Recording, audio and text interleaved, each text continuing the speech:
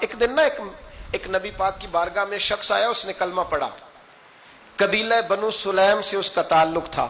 اس نے آ کے نا حضور علیہ السلام کی بارگاہ میں کلمہ پڑھا. بنو سلیم قبیلے سے اس کا تعلق تھا. نبی کریم علیہ السلام نے اس سے اس کی مالی حالت پوچھی تو عرض کرنے لگا, یا رسول اللہ صلی اللہ علیہ وسلم, میرے قبیلے میں 3000 لوگ ہیں اور سب سے غریب میں ہی ہوں. نبی کریم صلی اللہ تعالی علیہ وسلم نے فرمایا, اس کی مدد کرو بھائی. حضرت سعد بن عبادہ اٹھے تو انہوں نے نا اس کو کہا کہ میری اونٹنی باہر کھڑی ہے, تو یہاں سے اٹھ کے چل, میں اونٹنی تجھے دیتا ہوں. مولا علی شیر خدا اسی وقت اٹھے اور آپ نے اپنے سر سے امامہ شریف اتارا. فرمایا میں نے کل ہی خریدا ہے, یہ میں تمہیں تحفے میں دیتا ہوں. حضور نے نا حضرت سلمان فارسی کی ڈیوٹی لگائی. فرمایا اسے سواری بھی مل گئی, کپڑے بھی مل گئے, اس کے کھانے کا بندوبست کر, پتہ کر کس گھر میں کھانا ہے تو لا. حضرت سلمان فارسی کہتے ہیں, میں گلی میں نکلا تو پہلی نظر میری سیدہ فاطمہ کے دروازے پہ پڑی. میں نے دستک دی, سیدہ فاطمہ اندر سے بولی, کون ہے؟ میں نے کہا میں غلام سلمان فارسی. جناب فاطمہ الزہرا سے میں نے عرض کی, ایک بندہ آیا ہے, کلمہ پڑھا ہے, اور وہ کہتا ہے 3000 آدمی میرے قبیلے میں ہے اور سب سے غریب میں ہوں. تو اماں جی اس کو مولا علی نے امامہ دے دیا ہے اور حضرت سعد بن عبادہ رضی اللہ تعالیٰ عنہ نے اونٹنی دے دی ہے. اب وہ حضرت فاطمہ فرما سکتی تھی کہ جب شیر خدا نے دے دیا ہے تو ہمارا تو حصہ پڑ گیا.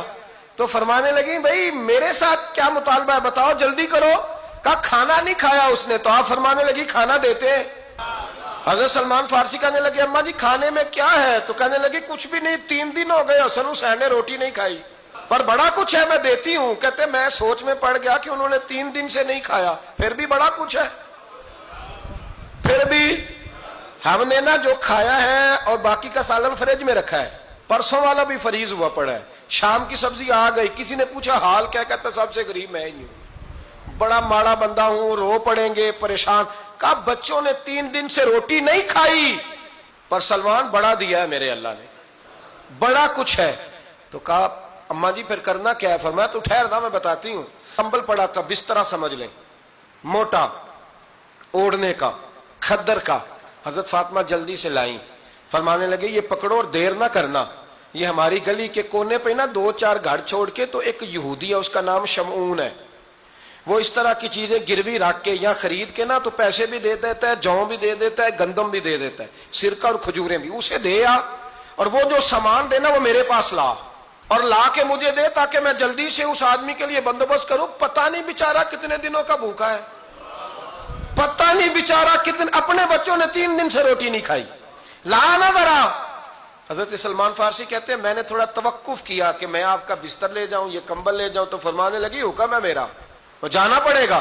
جناب سلمان فارسی کہتے ہیں میں شمعون یہودی کے پاس گیا. میں نے کہا یہ کمبل لو, چاہے تو نگد پیسے دے دو, سامان خرید لیتے ہیں, اور چاہے تو اناج, جوں, سرکہ, کھجوریں جو تمہارے پاس ہے دے دو. وہ کہنے لگا یہ کس کا ہے؟ بڑا شاندار ہے, بڑا خوشبو والا ہے.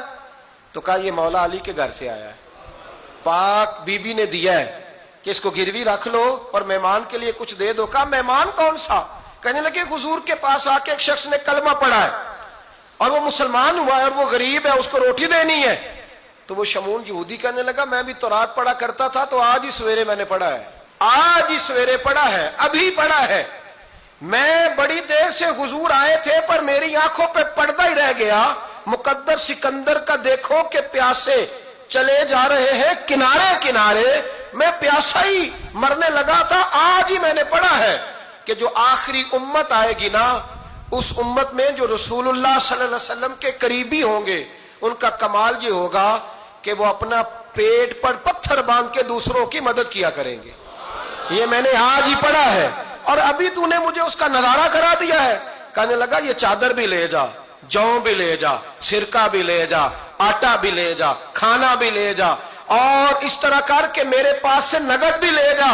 اور جناب فاطمہ سے کہنا یہ سارا کچھ رکھ لے, اور انہیں کہنا کہ مجھے پتا ہے آپ قبول نہیں کریں گی پر قبول کر لے. وہ آپ کا کمبل آیا ہے تو میرا دل نرم ہو گیا ہے, میں یہ قربانی بھی دیتا ہوں اور آپ کے باپ کا کلمہ پڑھ کے مسلمان بھی ہوتا ہوں, میں اسلام بھی قبول کرتا ہوں.